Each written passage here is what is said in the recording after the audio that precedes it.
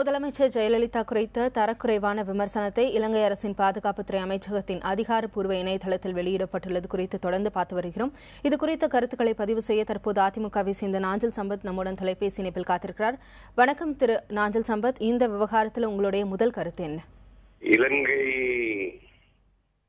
வெளிவிவகாரத்துறையினுடைய அதிகாரபூர்வமான இணையதளத்தில் அன்னை தமிழகத்தின் மாண்புமிகு முதலமைச்சர் அவர்கள் குறித்து கடுமையாக விமர்சனம் செய்திருப்பது அறிந்து நான் மிகுந்த அதிர்ச்சி அடைந்தேன்.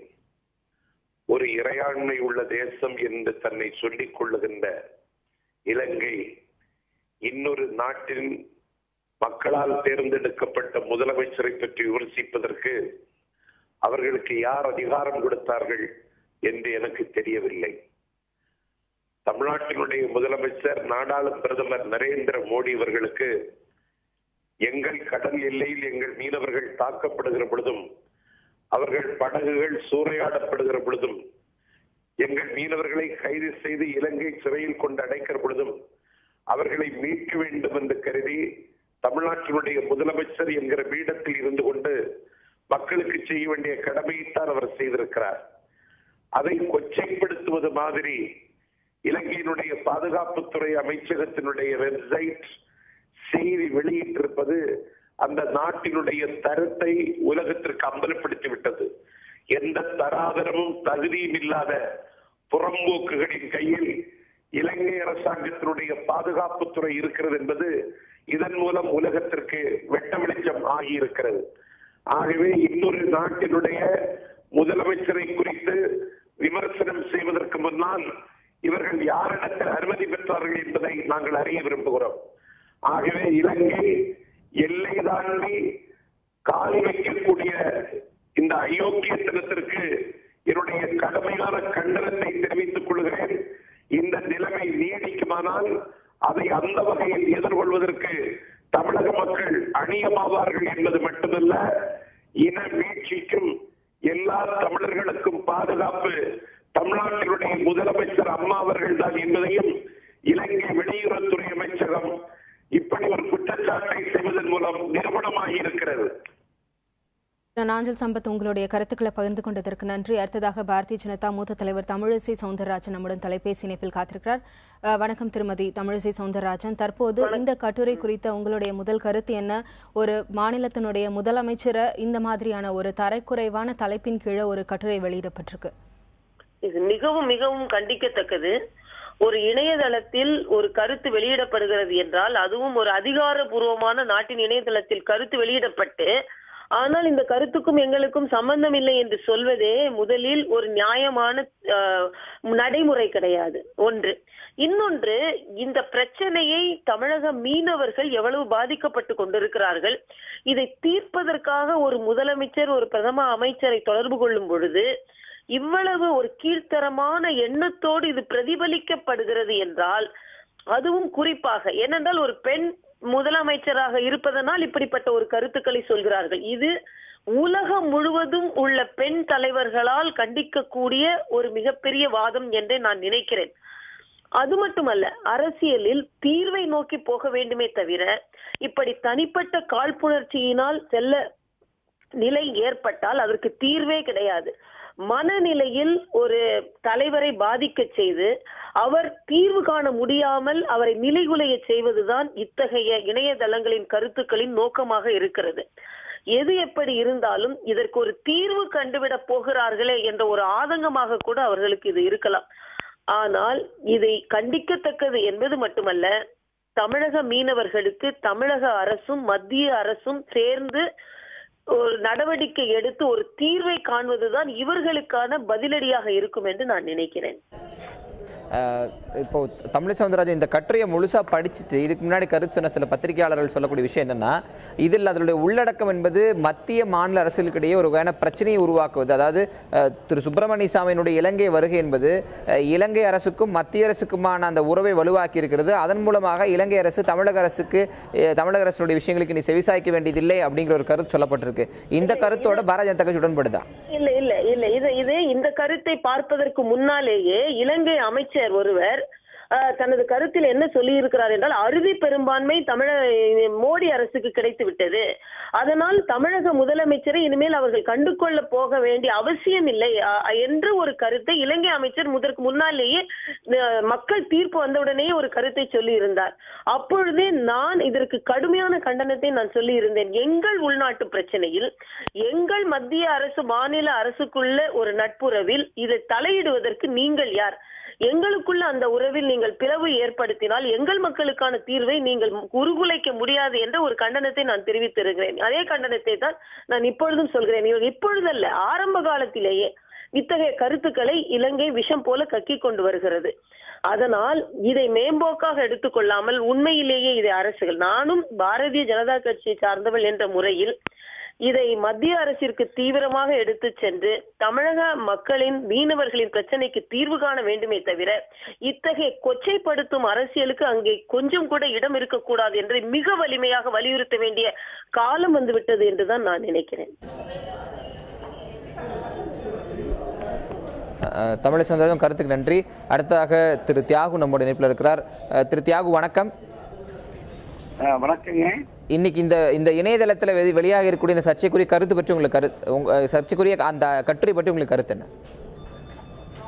இது இலங்கை அரசினுடைய பாதுகாப்புத்துறை அமைச்சகத்தினுடைய அதிகாரபூர்வமான இணையதளத்தில் வெளிவந்திருக்கிறது. இது கடிதம் எழுதியவருடைய சொந்த கருத்து, இதற்கு இணையதளம் பொறுப்பில்லை என்ற ஒரு குறிப்பை கடைசியாக தருகிறார்கள். இது ஒரு தனியார் நடத்துகிற இணையதளம் அல்ல, அரசாங்கத்தினுடைய பாதுகாப்பு அமைச்சகம் நடத்துகிற இணையதளத்தில் யாரோ ஒருவருடைய பெயரை சொல்லி இப்படி ஒரு கடிதத்தை எழுதுகிறார்கள். கருத்துக்களை மோத விடுவதில் எந்த தவறும் இல்லை. ஆனால் பிரதமருக்கு ஜெயலலிதா எழுதும் காதல் கடிதங்கள் பலிக்காது என்பது இந்த கட்டுரையினுடைய தலைப்பு.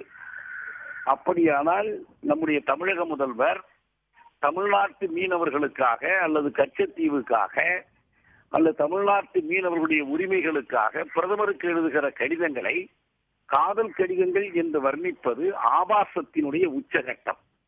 இதை இலங்கை அரசாங்கம் எவ்வளவு தரந்தாழ்ந்து போயிருக்கிறது என்பதற்கான ஒரு சான்று. அவர்கள் கச்சத்தீவு பற்றி பேசட்டும், மீனவர்கள் பிரச்சனைகள் பற்றி பேசட்டும், இந்திய மீனவர்கள் எல்லை கடப்பது பற்றி பேசட்டும், எல்லாவற்றை பற்றியும் பேசலாம்.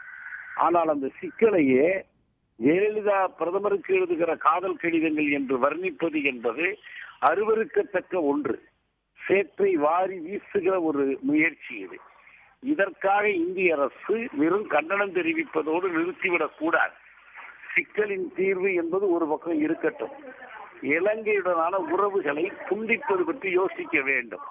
இலங்கை தூதுவரை இந்திய அயலுறவுத்துறை அமைச்சகத்திற்கு அழைத்து வன்மையாக கண்டனம் தெரிவிக்க வேண்டும். இலங்கை தூதரை திரும்ப அழைத்து கொள்ளுமாறு கேட்க வேண்டும். இதையெல்லாம் செய்யாமல் ஒப்புக்கு ஒரு கண்டனம் தெரிவிப்பதோடு இந்திய அரசு நிறுத்தி கொண்டு விடக்கூடாது. அதே போல் இலங்கையில் சுப்பிரமணிய சுவாமி, சேஷாத்ரிச்சாரி ஆகியோரை இந்திய அரசு அனுப்பி வைத்து அவர்கள் இந்திய அரசின் பிரதிநிதிகளாகவோ தமிழக அரசின் பிரதிநிதிகளாகவோ அல்லாமல் ராஜபக்சேயின் பிரதிநிதிகளைப் போலவே அங்கு பேசிக் கொண்டிருக்கிறார்கள். நடந்த இனக்கொலையை நியாயப்படுத்தி பேசிக் கொண்டிருக்கிறார்கள். தமிழ்நாட்டுக்காக இந்திய இலங்கை உறவுகள் பாதிக்கப்பட முடியாது என்று சொல்லுகிறார்கள். ஐநா போன்ற சர்வதேச அமைப்புகளுடைய நடவடிக்கைகளை குறை கூறி பேசிக் கொண்டிருக்கிறார்கள். இவர்களை முதலில் இந்திய அரசு இந்தியாவுக்கு திருப்பி அழைக்க வேண்டும். பொருத்தமான வேறு பிரதிநிதிகளை அனுப்ப தேவை இருந்தால் அனுப்பலாம். அதை விடுத்து இலங்கையுடன் தனக்கு சுமூக உறவு இருப்பதாக காட்டிக் கொள்வதற்கு இதுவரை அனுப்பி அவர்கள் முழுக்க முழுக்க இலங்கைக்கு ஆதரவாக பேசிக் கொண்டிருப்பது என்பது தமிழக மக்களுடைய வெந்த புண்ணில் வேல் வாய்ச்சுகிற செயலாகும். இதை தமிழகம் ஒருபோதும் ஒத்துக்கொள்ளாது. தமிழக பாஜக கூட ஒத்துக்கொள்ளாது.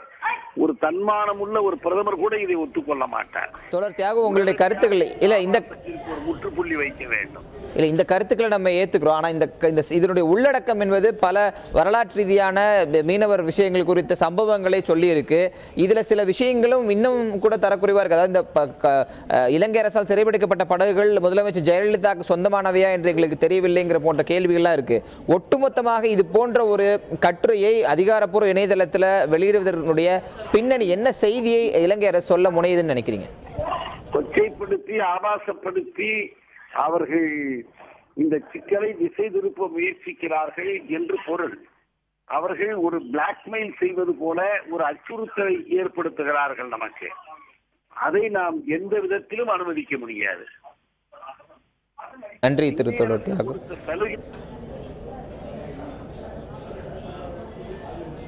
அடுத்ததாக தொடர்ந்து திரு பீட்டர் அல்போன்ஸ் நம்முடன் தொலைபேசி இணைப்பில் காத்திருக்கிறார். வணக்கம் திரு பீட்டர் அல்போன்ஸ். இந்த விஷயத்துல, அதாவது இணையதளத்துல, இலங்கையுடைய அதிகாரப்பூர்வ இணையதளத்துல இப்படி ஒரு தலைப்புடைய இந்த செய்தி வெளியிடப்பட்டதை படித்து உங்களுடைய முதல் கருத்து என்ன? நான் வலைதளத்தை பார்த்தேன், வலைதளத்துல கட்டுரையும் படித்தேன். அதாவது ஒரு வாசகருடைய கருத்து என்பதை போல அந்த வலைதளத்தை இதை வெளியிட்டு இருக்கிறார்கள். அந்த வலைதளத்தில் உள்ளே சொல்லப்பட்டிருக்கிற செய்திக்கும் போடப்பட்டிருக்கிற புகைப்படத்திற்கும் கருத்து படத்திற்கும் எந்த விதமான சம்பந்தம் இருப்பதாக எனக்கு தெரியல. ரெண்டும் நாட் அட் ஆல் கனெக்டட். அது எப்படி அந்த படம் இந்த கட்டுரையை பிரதிநிதித்துவப்படுத்துகிறது, அதை போன்ற வாசகங்கள் எதுவுமே அந்த கட்டுரையில் இல்லை. அப்ப யாரோ அதை வேண்டுமென்றே அதை போன்ற ஒரு படத்தை அது யார் செய்தார்கள் என்று எனக்கு தெரியாது. அந்த படத்தை அதுல வேண்டுமென்றே திணித்தது போல தான் ஒரு தோற்றம் இருக்கிறது. ரெண்டாவது அதுல இன்னொரு கோணம் முக்கியமான நீங்க என்ன பார்க்கணும்னா, அதுல நரேந்திர மோடியை மிக விமரிசையாக பாராட்டி அவரை உங்களால் ஒன்றும் செய்ய முடியாது தமிழக அரசியல் கட்சிகள், அவர் ஒன்னும் சோனியா காந்தி அல்ல, இது ஒன்னும் ஐக்கிய முற்போக்கு கூட்டணி அரசு அல்ல, நீங்க நினைத்ததெல்லாம் செய்வதற்கு இது நரேந்திர மோடியுடைய அரசு, அவர் உங்களெல்லாம் நீங்க சொல்றதெல்லாம் அவர் மனதுக்குள்ள வாங்கிக்குவாரை ஒழிய அவர் நினைத்ததை தான் செய்வாரு, அவருக்கு பாராட்டு தெரிவித்திருக்கிறாரு. ஆகவே இந்த கட்டுரையை 2-3 கோணத்துல பார்க்கணும்.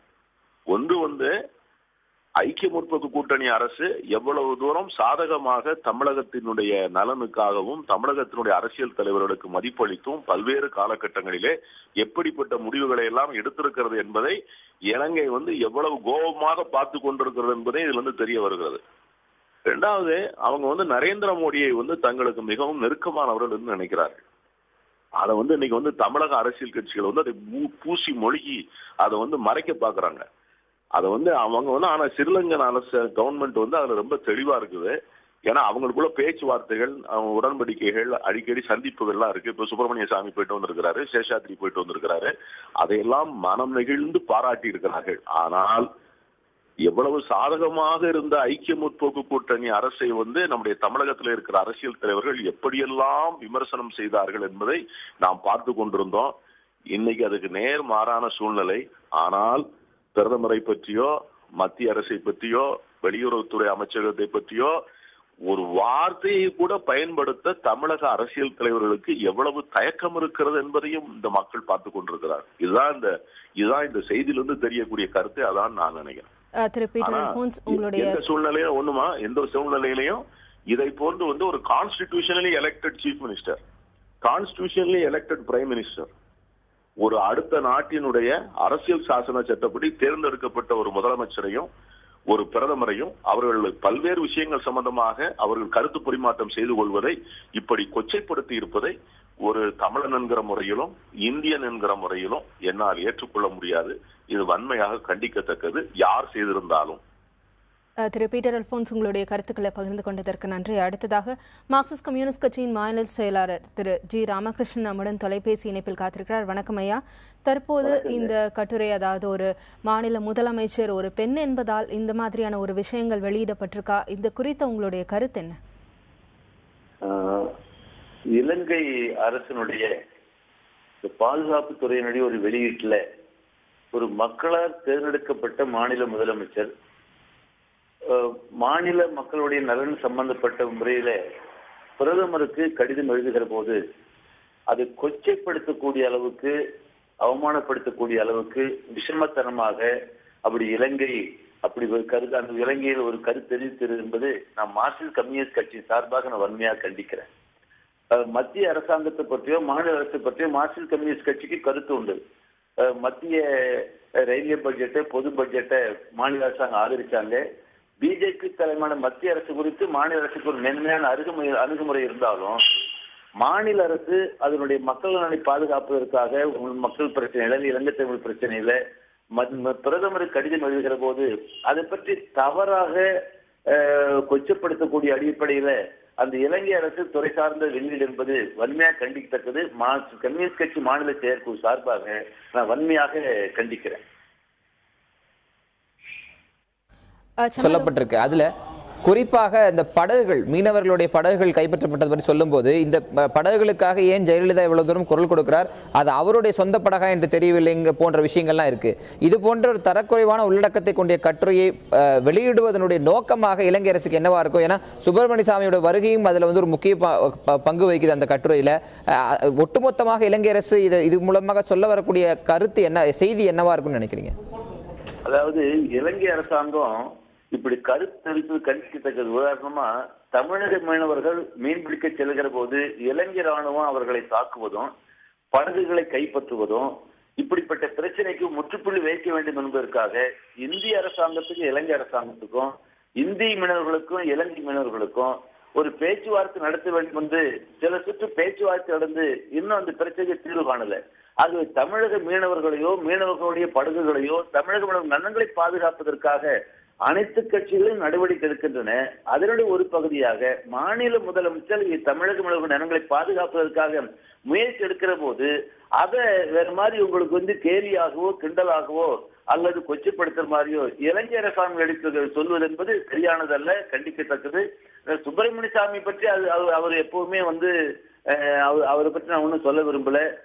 எப்பயுமே குதர்க்கம் ஏதாவது பண்ணிக்கிட்டு இருப்பாரு. பட் இந்த விஷயத்துல ஒரு பேச்சுவார்த்தையும் இலங்கை அரசாங்கம் பேச்சுவார்த்தை கலந்துகிட்டு இருக்கு. இலங்கை மீனவர்கள் வந்திருக்கிறாங்க. இருதரப்பு முத்தரப்பு பேச்சுவார்த்தையில் பிரச்சனை தீர்ப்பதற்கு முயற்சி எடுப்பதற்கு பதிலாக அது ஏன் திசை திருப்பது என்பது கண்டிக்கத்தக்கதுன்னு தான் நான் சொல்ல விரும்புறேன். உங்களுடைய கருத்துக்களை பகிர்ந்து கொண்டதற்கு நன்றி திரு ஜி ராமகிருஷ்ணன்.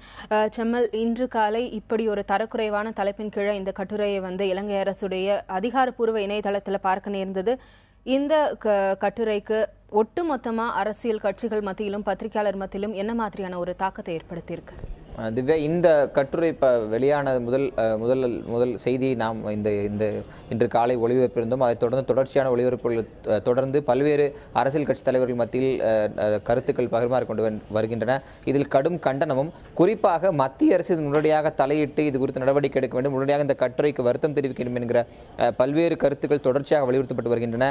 அதிமுக தரப்பினர் மத்தியிலும் ஒரு வகையான அதிர்ச்சியுடன் கூடிய ஒரு எழுச்சி காணப்படுகிறது.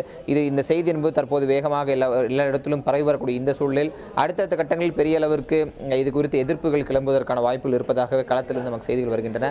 ஒட்டுமொத்தமாக இந்த கட்டுரையை உடனடியாக அந்த பகுதியிலிருந்து நீக்க வேண்டும், இது குறித்து தார்மீக பொறுப்பேற்று அந்த இலங்கை அரசுடைய பாதுகாப்புத்துறை அமைச்சகம் மன்னிப்பு கேட்கும் என்கிற கோரிக்கையும் தற்போது தீவிரமாக எழுந்திருக்கு. திவ்யா, செம்மல், இது திட்டமிடப்பட்ட ஒன்று அப்படின்னு நம்ம கிட்ட பேசின சிலர் முன்வைத்தாங்க. அது குறித்த தகவல் என்ன? அதாவது இந்த திட்டமிடல்ங்கிறதுக்கான விஷயம் வர்றதனுடைய அடிப்படை என்னவா இருக்கும் என்றால், இலங்கை மீனவர் பிரச்சனை, அது இந்திய இலங்கை மீனவர் பிரச்சனை என்பது தற்போது உச்சகட்டத்தை எட்டியிருக்கிறது. ஆகஸ்ட் 2ஆம் தேதி தமிழக மீனவர்கள் கச்சத்தீவில் சென்று தஞ்சமடையக்கூடிய போராட்டத்தை அறிவித்திருக்கிறார்கள். அப்படி வரக்கூடிய மீனவர்களை கைது செய்வோம் என்று இலங்கை அரசு ஏற்கனவே அறிவித்திருக்கிறது. தற்போது கைது செய்யப்பட்டிருக்கிற மீனவர்களுடைய காவல் நீட்டிக்கப்பட்டிருக்கிறது. படகுகளை விடுவிக்க கோரிக்கை எழுந்திருக்கிறது. படகுகளை விடுவிக்க கோரி முதலமைச்சர் ஜெயலலிதா பிரதமர் நரேந்திர மோடி கடிதம் எழுதியிருக்கிறார். இப்படி இந்த விவகாரம் ஒட்டுமொத்தமாக சூடுபிடித்து ஒரு உச்சகட்டத்தை எட்டியிருக்கூடிய சூழலில் தான் இதை திசை திருப்புவதற்கான ஒரு வேலையாக இருக்கிறது என்ற கருத்து எழுவதனுடைய பின்னணி அதுவா இருக்கு. திவ்யா, செம்மல், தொடர்ந்து பேசலாம். தற்போது திருச்சி சிவா நம்முடன் தொலைபேசி இணைப்பில் இருக்கிறார். வணக்கம் திரு சிவா. இந்த கட்டுரை குறித்த உங்களுடைய முதல் கருத்து என்ன?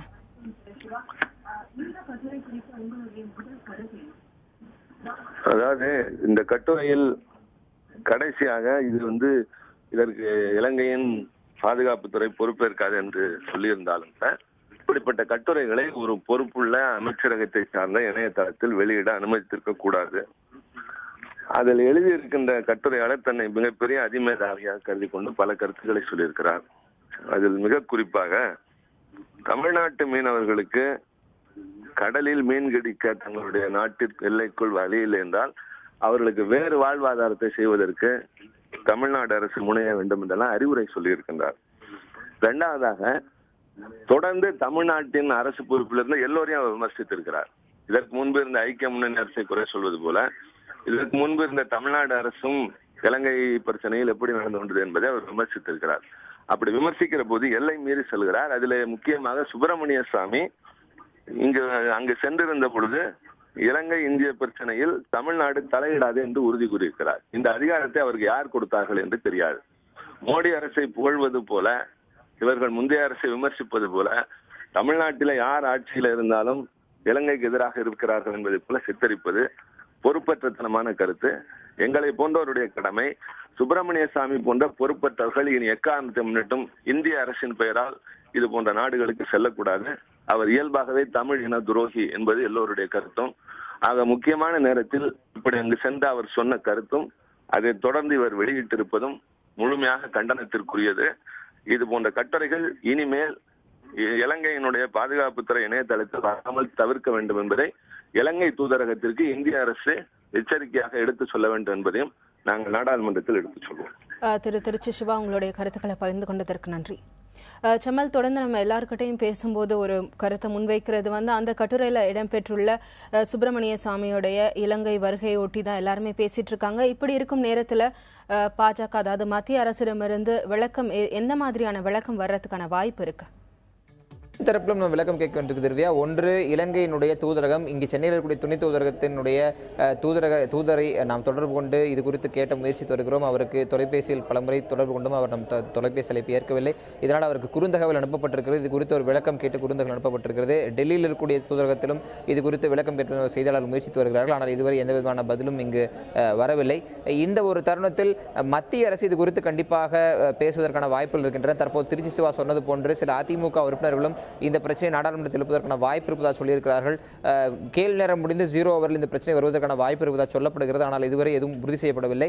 இன்று மாலைக்குள் இது குறித்து ஒரு பதில் என்பது மத்திய அரசிடமிருந்து வரும் என்று எதிர்பார்க்கலாம். திவ்யா, செம்மல், திரும்ப ஒரு முறை அந்த கட்டுரையினுடைய சாராம்சத்தை பதிவு செய்யுங்க. மீண்டும் ஒருவர் நினைவுபடுத்தும் வகையில் இலங்கை அரசுடைய பாதுகாப்புத்துறை அமைச்சகத்துடைய அதிகாரப்பூர்வ இணையதளத்தில் இந்திய இலங்கை மீனவர்கள் விவகாரத்தில் தமிழக முதலமைச்சர் ஜெயலலிதா பிரதமர் நரேந்திர மோடிக்கு எழுதிய கடிதங்களை அதனுடைய தன்மையை தரக்குறைவாக விமர்சிக்கும் வகையில் தலைப்பிட்டும் புகைப்படங்களை வெளியிட்டும் இலங்கையினுடைய பாதுகாப்புத்துறை அமைச்சகத்தினுடைய இணையதளத்தில் செய்தி இன்று காலை வெளியாகி இருந்தது. இது மிகப்பெரிய அதிர்ச்சியை உருவாக்கி இருக்கிறது. இந்த இணையதளத்தினுடைய இந்த கட்டுரையினுடைய உள்ளடக்கம் என்பது மத்திய அரசும் இலங்கை அரசும் சுமூகமான நிலைப்பாட்டில் இருப்பதால் தமிழக அரசின் இலங்கை விவகாரத்தில் எந்த விதமான தலையீட்டையும் செய்ய முடியாது, தமிழக அரசின் விஷயங்களுக்கு நாங்கள் செவிசாய்க்க வேண்டிய அவசியம் இல்லை என்றும், குறிப்பாக தமிழக மீனவர்கள் பிரச்சனையில் தமிழக மீனவர்கள் தரப்பிலே குற்றம் இருப்பதாகவும் இந்த கட்டுரையில் சொல்லப்பட்டிருக்கிறது. திவ்யா, இது குறித்து பல்வேறு அரசியல் கட்சிகளும் தங்களது கண்டனத்தை எழுப்பியிருக்கிறாங்க. நிச்சயமா செம்மல், முதலமைச்சர் ஜெயலலிதா குறித்து இலங்கையுடைய அதிகாரப்பூர்வ இணையதளத்தில் தரக்குறைவான தலைப்போட இப்படி ஒரு கட்டுரை இடம்பெற்றது குறித்து விளக்கமா பார்த்தோம். அரசியல்வாதிகள் மற்றும் பத்திரிகையாளர்களுடைய கருத்துக்களையும் பதிவு செய்தோம். உங்களுடைய கருத்துக்களுக்கும் நன்றி செம்மல்.